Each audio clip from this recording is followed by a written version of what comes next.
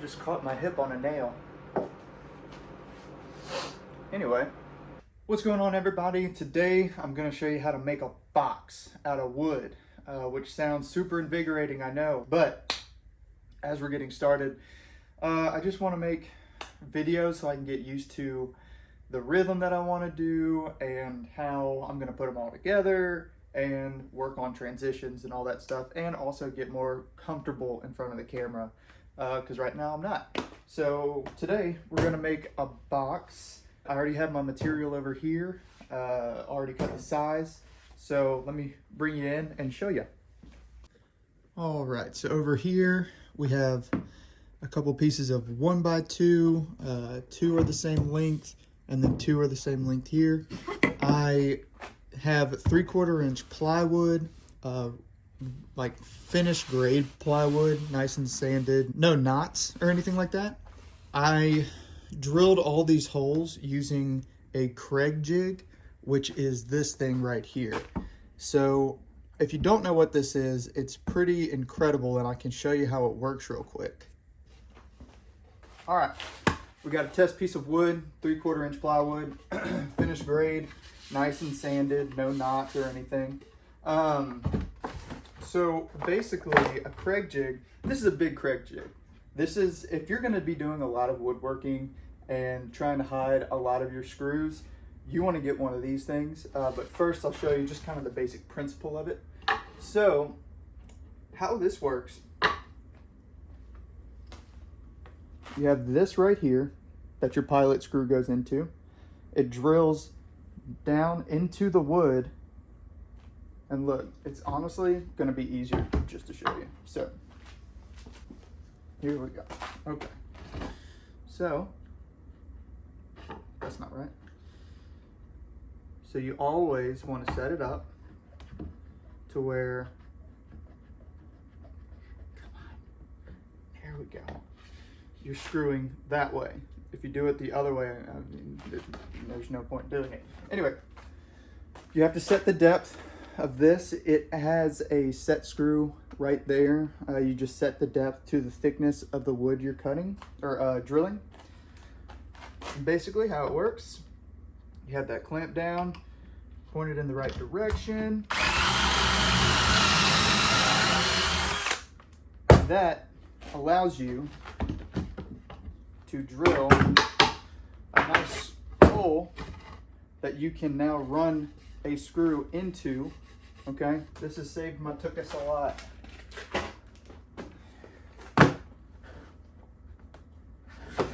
And I'm not a finished carpenter, I'm not a furniture builder, I'm not anything like that. I'm not super into the dovetails and the like super refined woodworking finish work. Like, I'm mainly just wanting to build stuff. It's just a lot of structural stuff. It's not really like finish woodworking. That's not, I'm not really into that stuff. Anyway, you put the screw in here where you just drilled the hole, and what'll happen is when you screw it down like that, it goes into the other piece of wood and it's hidden. You won't be able to see that. If there's another piece of wood right here, you won't see that. And the best part is it's flush. You don't have to drill any other holes. It's literally just drill the pilot hole and then drill in the screw. That's it. So it's a really cool way to join two pieces of wood. Don't want to waste that. These are expensive. They are actually. So this is just a bigger version of that. And the reason I say get one of these if you're doing a lot of woodworking is because you can just slam a piece in there. Do that. Good. None. Then go. Hit it. And then you. And then you just what? Oh, well, I want to do more on this side. Okay. And then you can just keep going on and on and on and on. This is a great tool. I highly recommend this if you're going to do a lot of woodworking. Most people who do a lot of woodworking already know about Craig jigs. but I feel like anybody who is getting into it or didn't learn in a shop won't really know much about this. So anyway, quick little tutorial. Didn't mean to go into it that big, but we did, so. Okay. Back on this. So what we're gonna do is we are going to start attaching these pieces. How this is gonna work, I have these two pieces cut larger than this length, right? And then this piece doesn't fit. Why doesn't it fit? Okay, so we have our material cut over here. I have these end pieces cut a little bit longer so that whenever we go, so basically they're going to be sandwiching this inner one. And the reason for that, I'll show you in just a second. So, and by the way, my table is not level in the least bit, and I really need to just put a different top on it, but I've been a little too busy for that. But what we're gonna do, or what I'm gonna show you, is I have these two end pieces longer than the width of the plywood that I cut because I want to cover up this end. This is ugly, and if we're building, this is gonna be a drawer in our pantry. And if it was set up like this, and this was the pull, if you're pulling it that way, you're gonna see this. And that's ugly. Nobody wants to see that. It's ugly. Here we go. So, you do that, and it covers that up, and nobody's gonna look at this. And what you do too is you sand it really, really fine, or with a fine grit, piece of sandpaper, and then you can paint this. It's a paintable thing, so whatever. I don't know. Sometimes I don't know how to talk. Sometimes I don't know how to talk. I don't know how to talk. When I'm being weird, cause I am not used to videos. It's like, how much is too much? Anyway, this fitment's great, so I'm very happy with it. But it's not going to go together like this. Obviously, this is the bottom, so the drawer is actually going to be like this because you don't want all those holes showing or anything. That's why we drilled using the Craig jig so we can hide the screws. So, what you want to do first off is, if you don't have wood clamps, by the way, I highly recommend getting some, because even if you're welding or just working on projects around the house, these are super handy to get. You can get them at Home Depot, Lowe's, whatever you want, but they're super, super handy. Anyway, I'm going to attach that one there. By the way, if anybody out there who watches this is a woodworker, and I'm doing something completely wrong, have some grace, okay? I haven't done this in forever. Or I haven't done it professionally in forever. Professionally, what am I? Okay, so now you can see this is somewhat flush with the piece of plywood. There's still a little bit, there's still a little lip right there. So what we're gonna do is, I don't have these super tight. I just have them in there enough to hold it together. So I'm just gonna slide it up and down until I get that piece of plywood flush with this 1x2.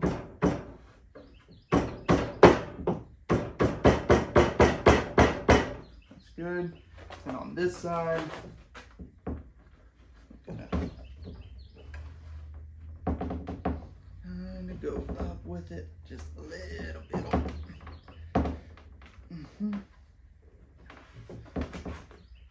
There you go. Okie dokie. So that's looking good, nice and flush together. And when you go to sand at the very end, this little lip or whatever, sand it flush, it'll be perfect. You won't ever notice. So from here, you take your drill and your special Craig screws. You can use other screws, but I like using the Craig screws because it's just all meant to go together and it's nice and it's uniform and whatnot. So anyway, I'll just put a screw through my finger, huh? All right. That. I learned once by doing something incorrect, but I've honestly never drilled into my finger, and now I'm going to because I just said that.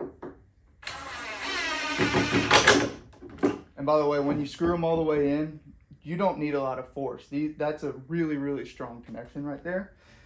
So, I mean, this is an impact drill, but you don't have to have an impact drill. Just use a regular drill and sink them in there. And just make sure they're a little snug, but you don't have to like do it super, super hard. So anyway, yeah. So there we go. That's attached. That's really, really strong. And now we can move on to the next. So the next one we're gonna do is an end piece. Why? I don't know. I just want to. There's probably better rhymes or reasons and whatnot to do and not to do certain things, but I am just shooting from the hip. Anybody ever watch Puddin's Fab Shop? That's a good channel. Oh, so here's a good thing. This is one size of a wood clamp. That's good for majority of the wood projects, but you can also get longer ones, larger ones, because obviously these will not fit that length. So get some longer ones.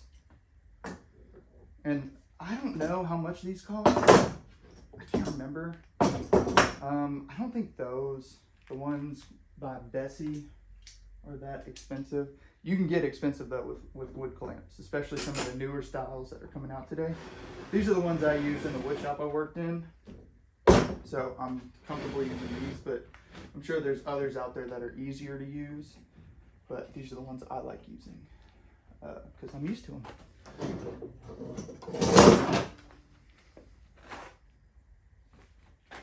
There's a lot of like different tips and tricks of working with these.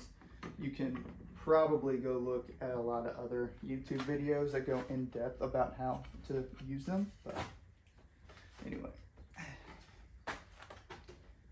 that's a little off. That's okay though. What I'm doing right now is getting this flush with this. You see how there's a little lip right there? And this is kind of leaning in. What we're gonna do is we're gonna end up kind of bending this back a little bit, because when we screwed in our screws on the bottom, it kind of shifted this piece in a little bit. So I'll show you that in a second. So there's a little lip right here, and there's a little lip right there. That's just something you take care of. That's one of the things about working with wood, actually, is there's a lot of wiggle room to a certain degree. Sometimes there isn't. What I'm doing right now is just making that flush with the plywood, and I'll flip this over. There we go. And by the way, this is just a really simple box, okay? There's really fancy ways that some woodworkers go into with making a box. Some really fancy techniques that they use. I don't use fancy techniques, I just use what works for me. And that's a lot of, in general, that's just kind of what you need to do when it comes to woodworking, building, creating, fabricating, whatever. Do what works for you and just improve on it. Anyway, go on like that. Grab you another one. Going in like that. And I didn't even need to make it do the ugga-dugga for a little bit like that. It doesn't have to be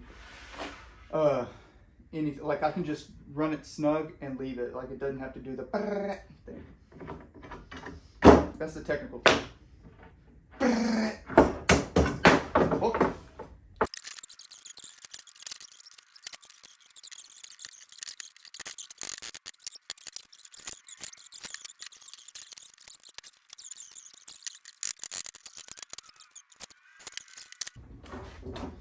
My wife calls me Alex a little bit, Extreme Kearney, and her catchphrase for me is anything but grace. I would have to say that's very true. So anyway, there you go. That's a box. Easiest way I know how to make one. But yeah, that's essentially it. You know, use this principle to make whatever other box you want. You can go higher with the sides. You can go wider. You can go longer. It's really up to you. Whatever you want, you can accomplish. What's wrong with me?